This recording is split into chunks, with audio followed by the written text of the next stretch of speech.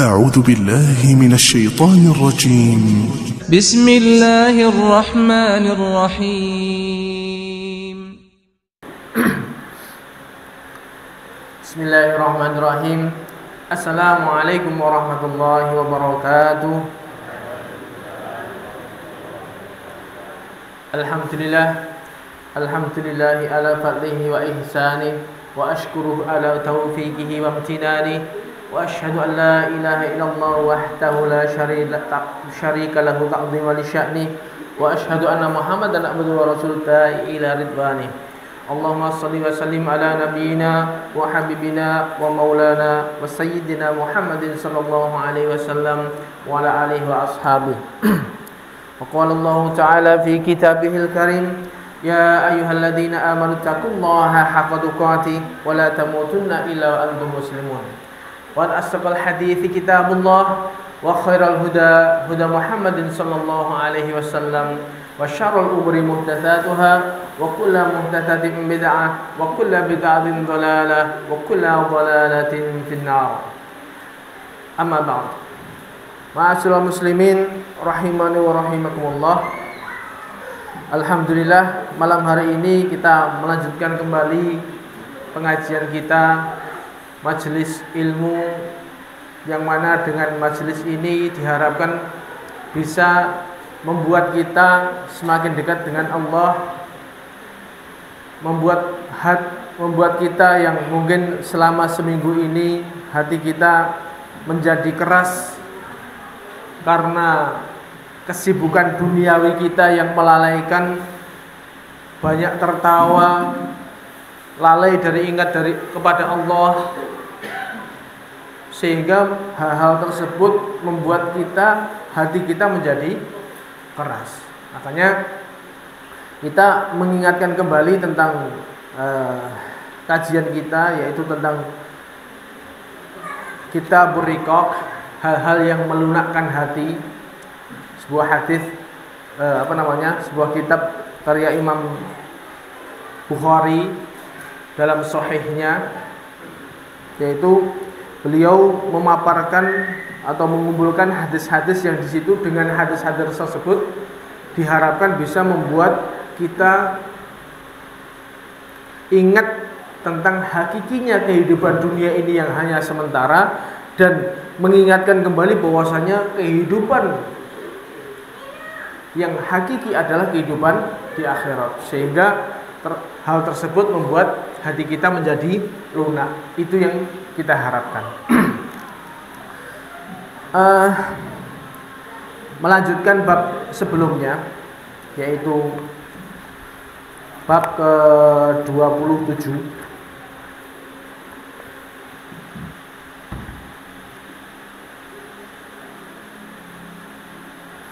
yaitu babu qauli Nabi sallallahu alaihi wasallam lau ta'lamuna ma a'lamu la dhahiktum qalilan wal bakaitum katsira. Bab sabda Rasulullah sallallahu alaihi wasallam, seandainya kalian mengetahui apa yang saya ketahui, maka niscaya kalian akan sedikit tertawanya dan banyak menangisnya. Imam Bukhari membawakan dua hadis yang semakna, hanya saja jalur periwayatan yang berbeda. Hadis yang pertama dari Imam Bukhari berkata, hadatsana Yahya bin Bukair, hadatsana Laits an Uqba an Uqail an Ibnu Syihabin an Sa'id bin Musayyib anna Abu Hurairah radhiyallahu anhu kana yaqul, dari sahabat Abu Hurairah, beliau berkata, qala Rasulullah sallallahu alaihi wasallam, Nabi bersabda, lau ta'lamuna ma a'lamu la dhahiktum qalilan wal bakaitum katsira. Seandainya kalian mengetahui apa yang saya ketahui, niscaya kalian akan banyak sedikit tertawanya dan banyak menangisnya. Hadis yang sama dari jalur sahabat yang lain, Imam Bukhari berkata, hadatsana Sulaiman bin Harb, hadatsana Syu'bah an Musa bin Anas an Anas radhiyallahu anhu. Ini jalur periwayatan dari sahabat Anas bin Malik. Qala Qala Nabi sallallahu alaihi wasallam, "Lau ta'lamuna ma a'lamu la dhahiktum qalilan wal bakaitum katsira." Hadisnya sama. Jadi kalau dalam riwayat yang lain itu di dalam riwayat At-Tabrani cerita lengkapnya. Jadi suatu saat ketika Nabi sedang datang ke masjid, ternyata beliau mendapati para sahabat itu sedang ngumpul-ngumpul ngakak-ngakak. Kemudian Nabi melihat seperti itu, ya enggak langsung diseneni, ya enggak. Cuman beliau mengingatkan dengan sebuah nasihat. Lau ta'lamu, seandainya kalian mengetahui apa yang saya ketahui, maka niscaya kalian enggak akan banyak tertawa. Tertawanya sedikit, banyak nangisnya. Jadi Nabi itu mengetahui hal yang gaib dengan ilmu yakin. Allah memperlihatkan sesuatu yang gaib kepada Nabi Muhammad SAW. Allah memperlihatkan hal-hal yang gaib. Nabi mengetahui tentang bagaimana hakikatnya jin, bagaimana bentuknya jin misalnya. Nabi mengkabarkan atau mengetahui bagaimana bentuk hakikatnya malaikat, bagaimana besarnya malaikat, jumlahnya, bagaimana betapa banyaknya penduduk malaikat yang menghuni langit, sampai Nabi menceritakan bahwasanya beliau pernah suatu hari mendengar suara krek-krek gitu. Jadi langit pertama itu sampai krek gitu. Sehingga beliau berkata, ini di langit yang sekian panjangnya ini, yang sekian besarnya ini, tidak ada jarak segini kecuali di situ ada malaikat yang sujud di tempat tersebut. Itu saking banyaknya malaikat sampai suaranya begitu. Jadi Nabi betul-betul mengetahui tentang suatu hal yang gaib yang Allah kabarkan. Kadang-kadang tentang suatu yang masa depan, Allah betul-betul memperlihatkan bagaimana surga dan neraka, bagaimana siksaan-siksaan, mulai dari siksaan kubur. Setelah itu bagaimana Allah memperlihatkan beberapa siksaan-siksaan sebelum nanti siksaan neraka jahanam. Sehingga Nabi mengetahui dengan ilmu yang kita semua tidak tahu. Sehingga dengan pengetahuannya itu, dengan bagaimana hakikatnya nantinya manusia itu akan menghadapi begini, sehingga Nabi mengatakan seperti itu, umpama kalian itu tahu aja sedikit, mengetahui apa yang saya ketahui, nggak bakal sampai banyak ketawa kayak gini. Jadi kalian akan banyak menangisnya.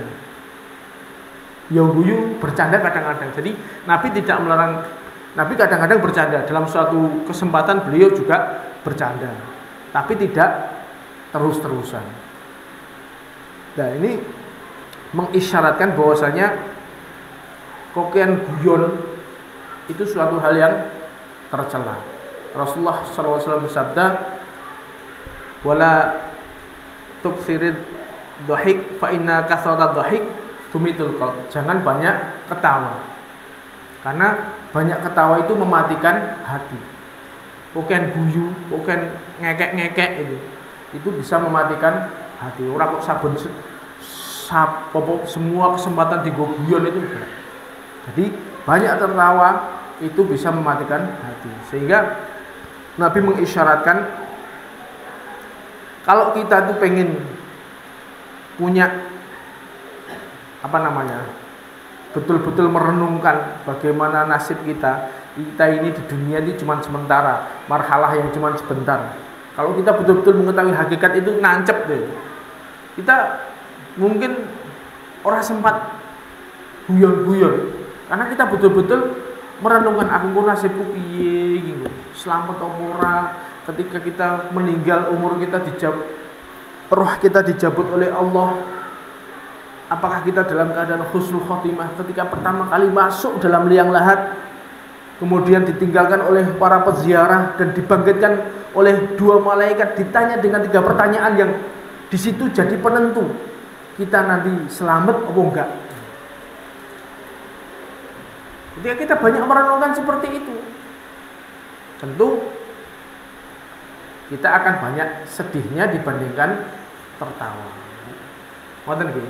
Jadi bukan berarti bercanda, guyu-guyu itu dilarang total, enggak. Tapi kalau terlalu sering tertawa itu justru sesuatu tindakan yang tercela. Ora saben-saben diguyon.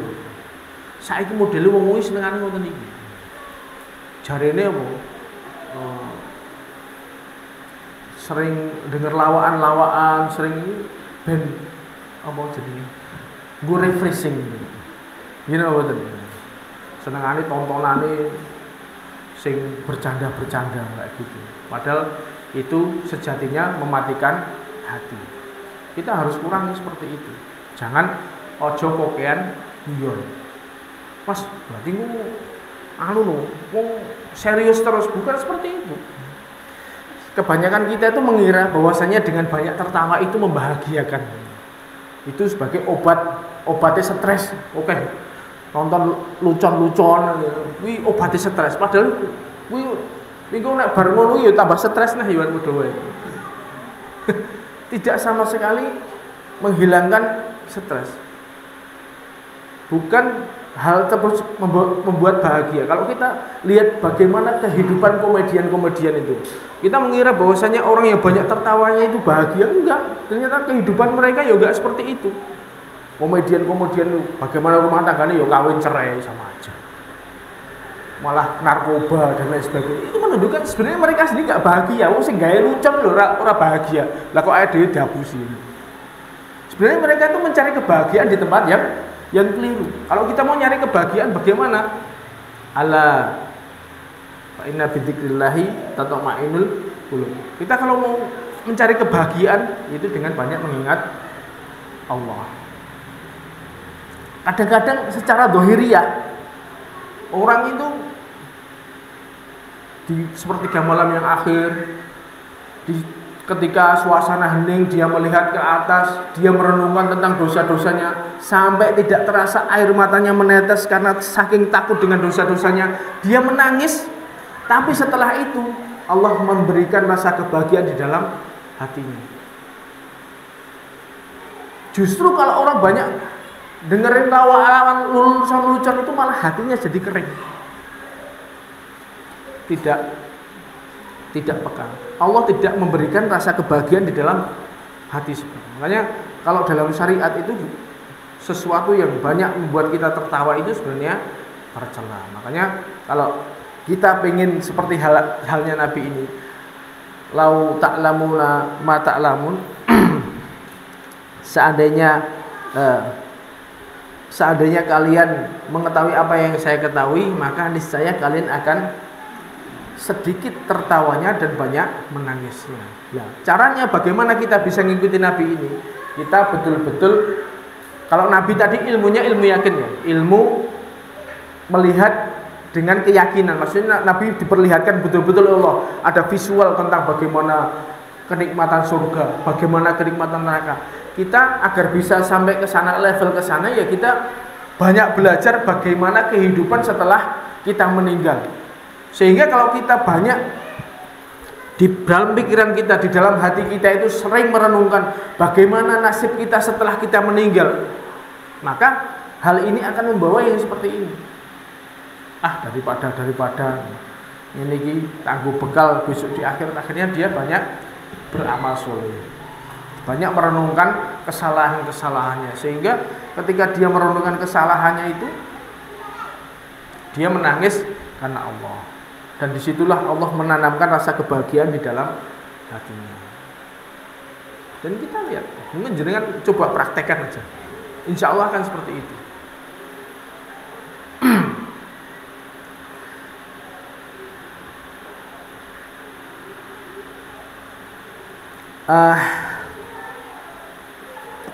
Kemudian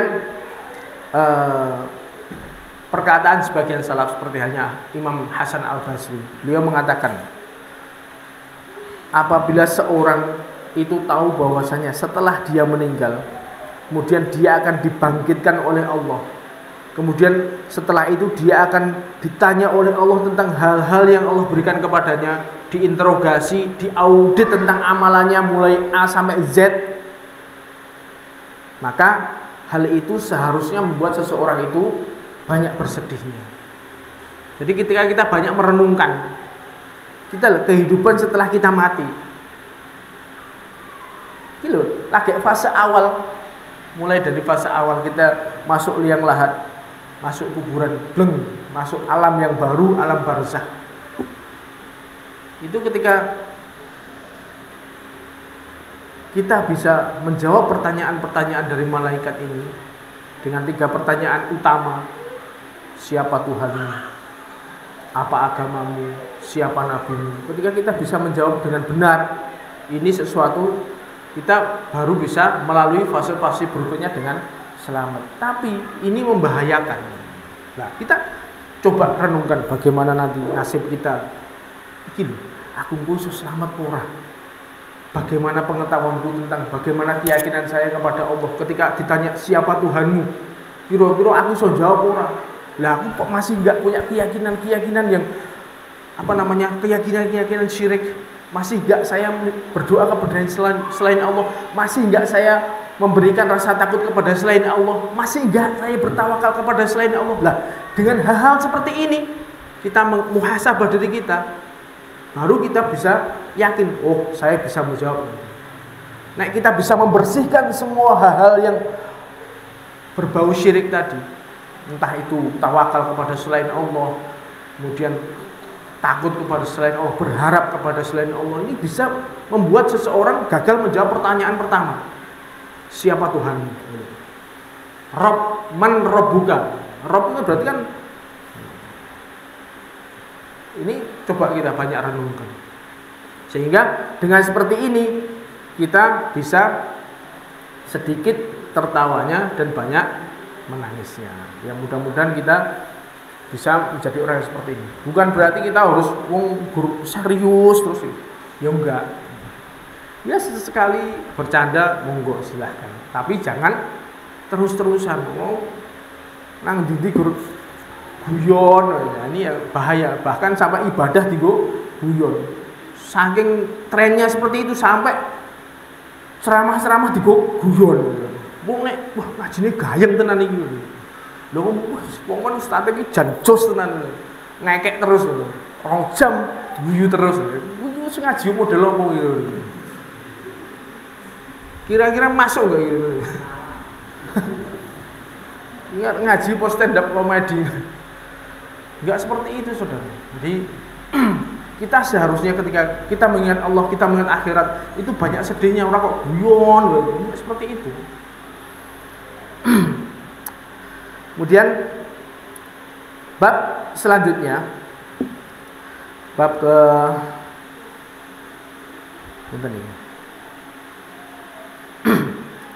bab ke-28, babu hujibatin nar bisyahwat. Bab neraka itu dikelilingi dengan syahwat. Jadi neraka itu akan dikelilingi dengan hal-hal yang menyenangkan jiwa. Jadi pada asalnya jiwa seseorang itu pada asalnya dia akan senang dengan hal-hal yang berbau syahwat. Zina, khamr, minum-minuman keras, terus judi dan lain sebagainya. Itu kalau jiwa yang pada dasarnya itu senang dengan hal-hal yang seperti itu. Nah,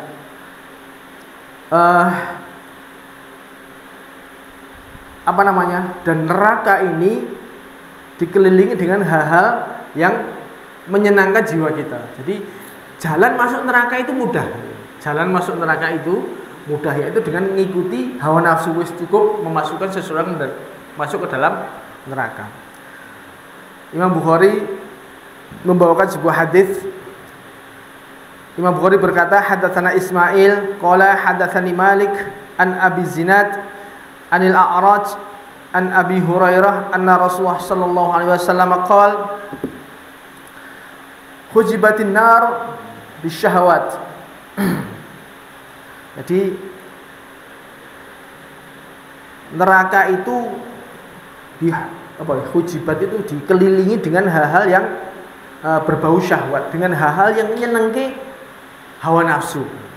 Tapi sebaliknya, wa hujibatil jannatu bil makari, dan surga itu dikelilingi dengan hal-hal yang membencikan jiwa.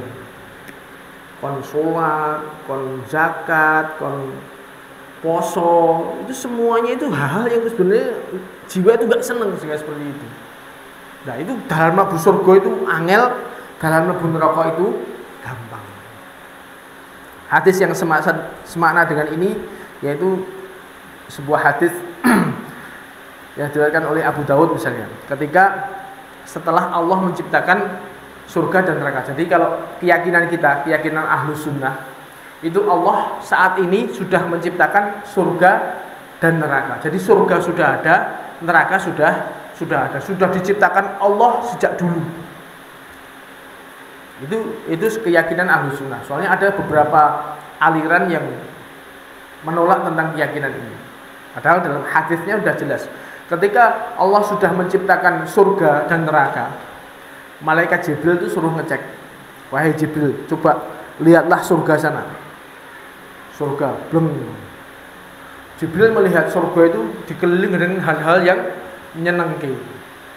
Bagaimana rumahnya, bagaimana keindahan-keindahannya, bagaimana surga yang sungai yang mengalir di sela-sela rumah tersebut, bagaimana cantiknya bidadari, dan bagaimana kenikmatan-kenikmatan surga yang di situ buah-buahnya sangat komplit. Itu ketika melihat seperti itu, Jibril mengatakan, wahai demi kemuliaan-Mu ya Allah, seandainya ada orang yang mendengar tentang keindahan surga, pasti semuanya pengen masuk surga. Yes. Dia habis lapor gitu, kemudian Allah menciptakan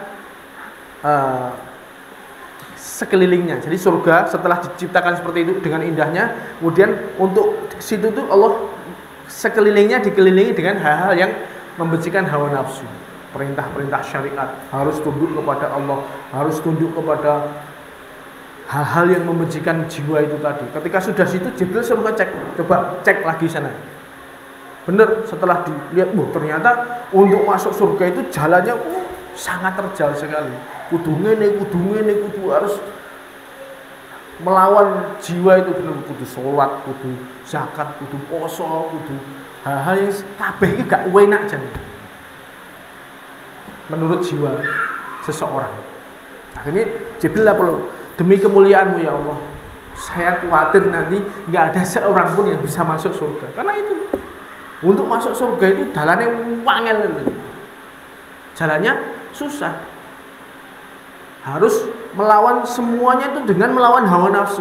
Sholat malam misalnya gitu, doa, sholat 5 waktu sedina ping 5, itu kan semuanya umpama wong ditaren wong padha-padha mending cara penake ya penak ora sah sholat, cara penake gitu, ora sah poso, cara penake. Tapi itu jalan masuk surga harus seperti itu. Jadi Jibril itu khawatir, ya Allah, jangan-jangan saya khawatir nggak ada satu orang pun yang bisa masuk surga ini. Yes. Kemudian setelah itu, setelah Allah menciptakan neraka, Jibril suruh ngecek lagi. Coba Jibril cek sana, lihat neraka bagaimana siksaannya, bagaimana apinya yang sangat panas, bagaimana nanti penghuni neraka itu diazab dengan azab yang sangat pedih. Inna adzabaha kana gharama. Jadi siksa jahanam itu ketika sudah melazimi seseorang itu benar-benar dia melaziminya, nggak enak leren nih. Begitu kena siksa neraka itu nek coro daging itu nek dibakar itu sing mateng jobone tok gitu, jobone sik kok jerone mateng keri. Nek neraka enggak, jobo jero langsung mateng. Itu saking dahsyatnya siksaan neraka, dan itu melazimi terus, orang tahu leren. Ketika sudah siksa neraka itu melazimi seseorang, dia akan selalu mengeluh, nggak pernah libur sedikit pun. Jadi terus-terusan merasakan sakit. Itu kira-kira membayang nih ngoten niku, masya Allah. Wong lagi loro itu enak istirahatnya sedelo lho, senut nganggo enek lerene to niku, senut isik nganggo lerene iku gak terus-terusan panas, kebakar. Ketika kulitnya sudah hancur lebur, dibalekke meneh, ngrasake panas meneh, dibakar lagi kayak itu terus. Saking ngelake, saking hausnya itu pengen minum, dikasih minum malah hausnya brodol kabeh. Ini sesuatu hal yang menyakitkan dan itu terus-menerus melazimi seseorang. Jadi ketika Jibril melihat bagaimana kondisinya seperti itu, dia lapor, wahai ya Allah, demi kemuliaan-Mu, seandainya seseorang itu mendengar tentang bagaimana azab neraka ini, saya yakin gak ada orang satupun yang pengen masuk neraka. Yes. Setelah lapor itu, Allah menghiasi neraka itu terus dikelilingi dengan hal-hal yang menyenangkan jiwa.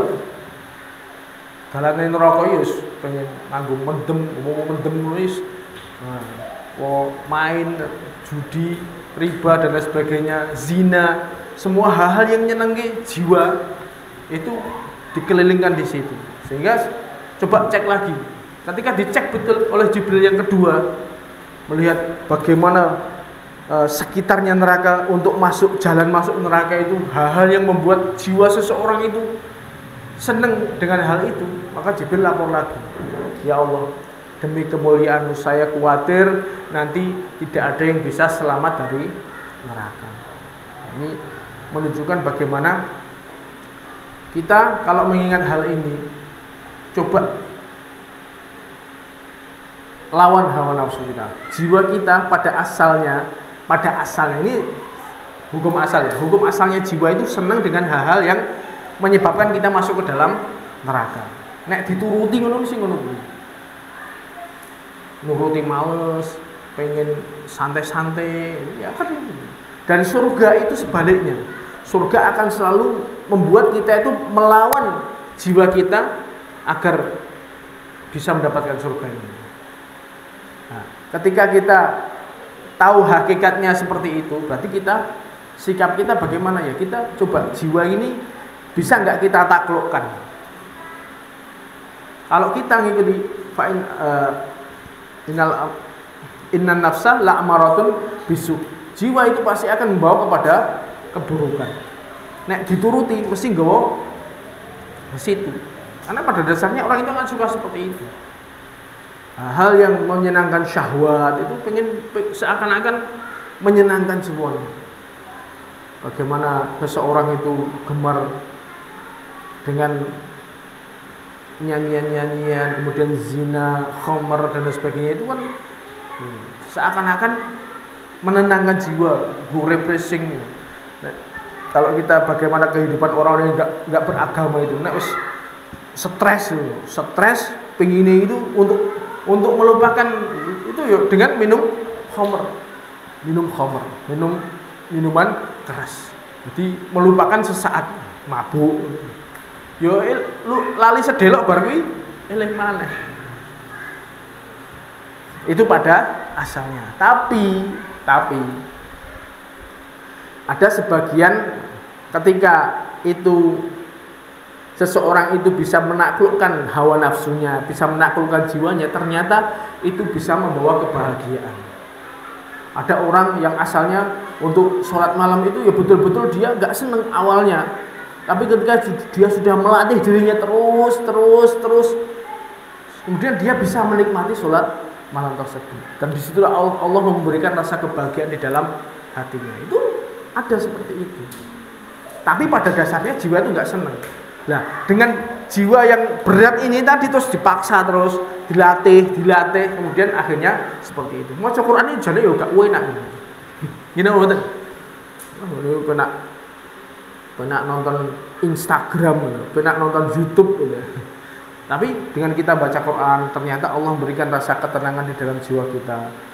Karena Al-Quran itu syifa lima fi sudur. Jadi Al-Quran adalah obat hati. Dengan demikian itu akhirnya dia bisa menaklukkan jiwanya sehingga bisa menikmati amal solehnya. Itu ternyata ada kebahagiaan yang Allah berikan kepada orang yang seperti itu. Dengan kita sholat, banyak zikir kepada Allah, ingat kepada Allah, ternyata Allah memberikan rasa kebahagiaan. Semakin mengingat Allah bisa menangiskan Allah. Itu seperti itu.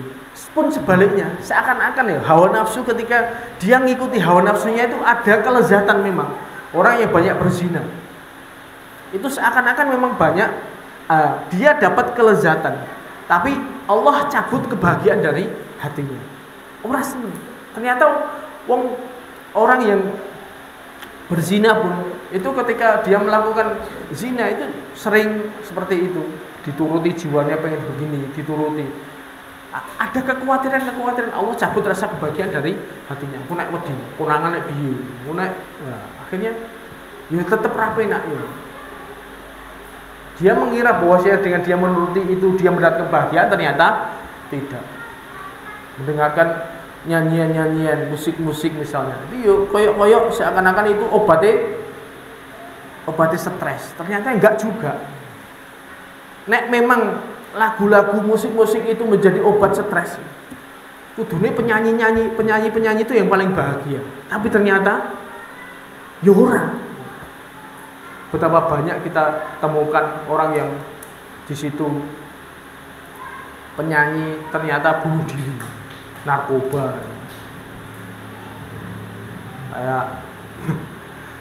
Saya dulu penikmat musik.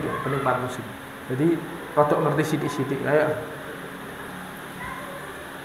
Kalau kita bagaimana vokalis yang di situ terkenal itu malah uripe stres.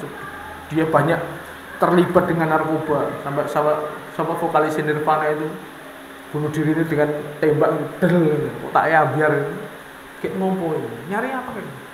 Seandainya itu hal-hal seperti itu bisa membuat bahagia, seharusnya mereka orang yang paling bahagia. Tapi ternyata tidak. Hatinya kering. Musik dengan Al-Quran ketika bersemayam dalam hati seseorang itu gak akan menyatu. Musik dengan Al-Quran itu gak akan bisa menyatu. Mesti ada yang kalah salah satu.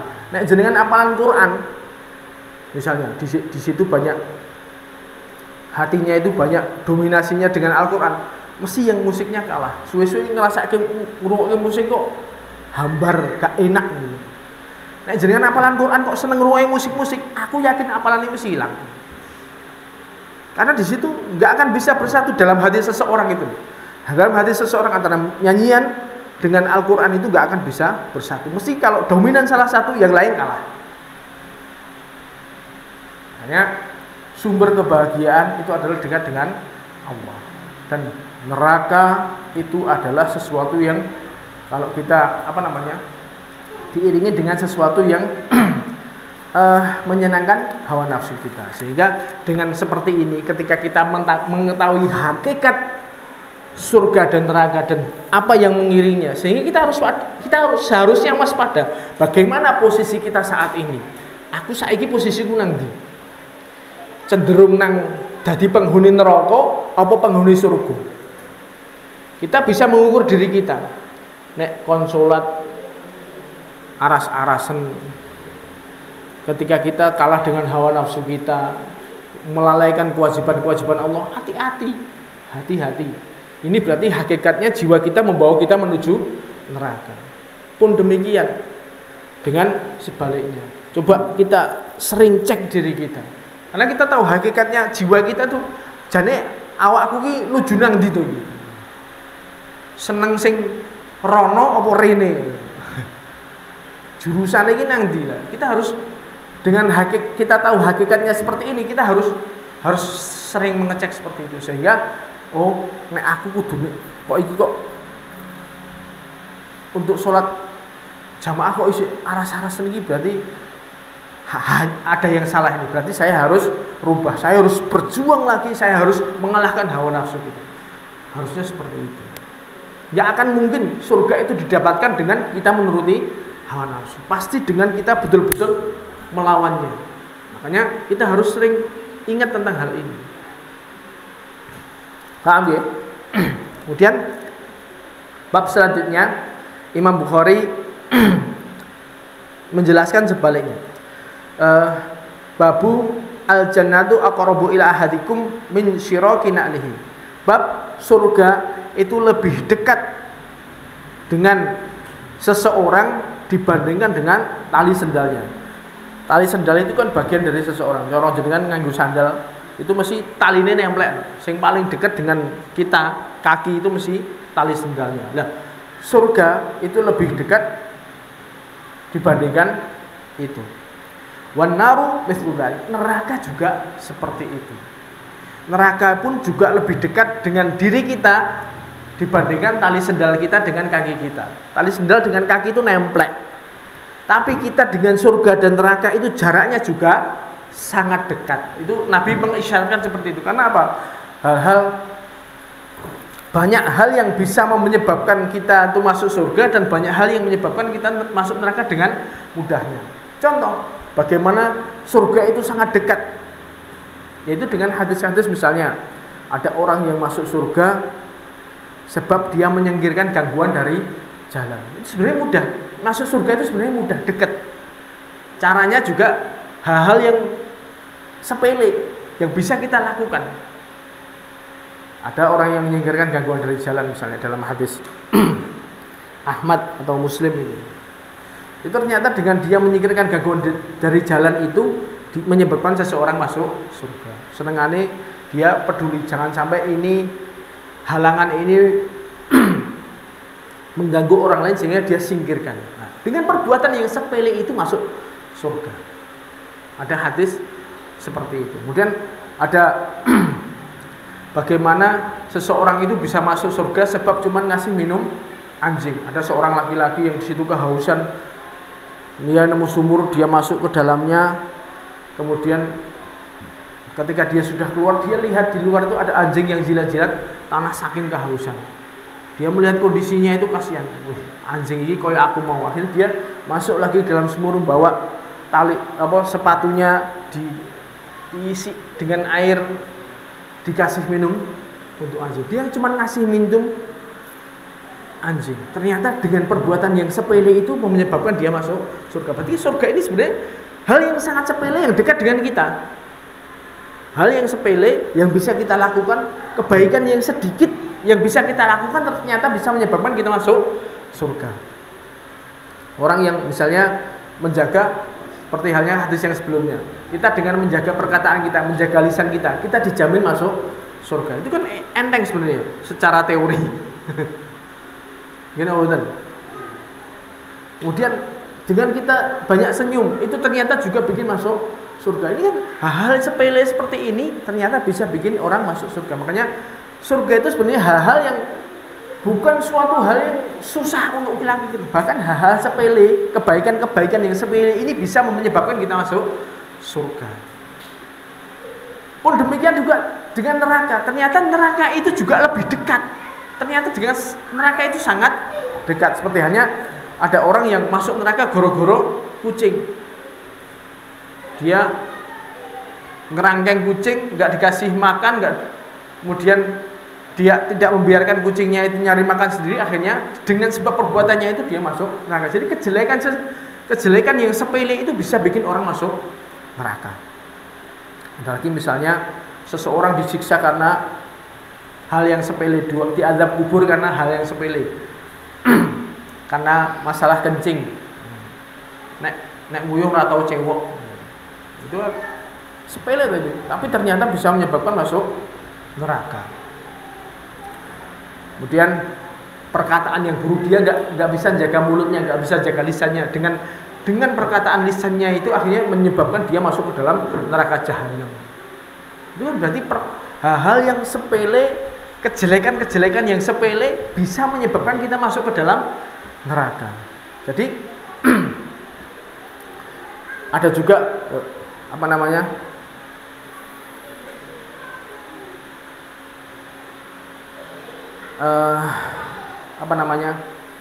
wanita yang sebenarnya banyak melakukan kebaikan-kebahagiaan tapi ternyata lisannya tidak dijaga, ternyata juga dia masuk dalam neraka. Jadi hal-hal yang sepele yang kelihatannya ringan itu ternyata bisa menyebabkan kita masuk surga kalau itu berupa kebaikan, dan kalau itu berupa kejelekan bisa menyebabkan kita masuk neraka. Jadi kita jangan merasa bahwasanya kita masuk neraka itu harus dengan pelanggaran yang berat, kita masuk surga itu harus dengan amalan yang berat. Enggak, perbuatan-perbuatan yang sepele ini bisa membuat kita masuk surga dan juga masuk dalam neraka. Jadi surga dan neraka itu sangat dekat dengan kita, dengan perbuatan-perbuatan kita melebihi tali sendal dengan kaki. Tali sendal dengan kaki lah nemplek. Nah, itu gambaran dari Rasulullah SAW bahwasanya hal-hal yang sepele pun itu bisa membuat kita masuk ke dalam surga. Makanya beliau mengatakan jangan menyepelekan amalan baik sedikit pun, meskipun itu dengan senyuman. Sama neraka juga gitu. Jangan meremehkan dosa-dosa kecil, karena dosa-dosa kecil itu ketika berkumpul dalam hati, dalam seseorang bisa menyebabkan dia masuk ke dalam neraka. Nah, ini dengan hal ini kita harus waspada. Perbuatan kita apapun itu bisa menjadi, kita nggak ngerti, kita harus semangat. Hal ini dikemukakan oleh Imam Bukhari agar kita semangat di dalam beramal, meskipun itu kebaikan yang kecil, kita nggak tahu dari misalnya apa yang amalan kita yang bisa menyebabkan kita masuk surga, sehingga kita harus semangat beramal sehingga hal demikian itu bisa membuat kita masuk ke dalam surga dan selamat dari neraka. Kita menghindari keburukan sedikit pun agar jangan sampai keburukan kita yang kita anggap sepele itu justru membawa kita masuk ke dalam neraka. Ini yang bisa kita sampaikan pada pengajian kali ini. Mudah-mudahan hal itu bisa menjadikan renungan bagi kita semua bahwasanya amalan kebaikan sedikit apapun itu bisa menjadi sebab kita masuk surga, dan perbuatan jelek seringan apapun itu bisa jadi juga membuat kita terpeleset ke dalam neraka. Maka kita harus hati-hati. Itu kalau kita sering mengingat tentang akhirat seperti itu. Itu yang bisa kita sampaikan. Wabillahi taufik wal hidayah. Subhanakallahumma wa bihamdika asyhadu an la ilaha illa anta astaghfiruka wa atubu ilaik. Assalamualaikum warahmatullahi wabarakatuh.